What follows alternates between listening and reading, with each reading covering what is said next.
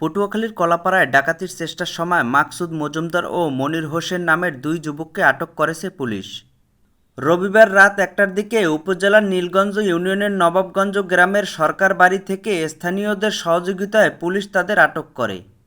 আটককৃত মনিরের বাড়ি সুলতানগঞ্জ ও মাকসুদের বাড়ি নীলগঞ্জ গ্রামে। পুলিশ ও স্থানীয় সূত্রে জানা যায়, রাত ১টার দিকে দেশীয় অস্ত্র নিয়ে ১০ থেকে ১২ জনের একটি ডাকাত দল সরকার বাড়িতে প্রবেশ করে।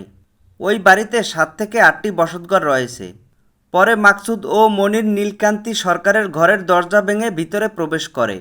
এ সময় পার্শ্ববর্তী ঘরের লোকজন বিষয়টি টের পেয়ে 999-এ ফোন দেয়। পরে স্থানীয়দের সহযোগিতায় পুলিশ গিয়ে ওই ঘর থেকে তাদের আটক করে, তবে বাকিরা পালিয়ে যায়।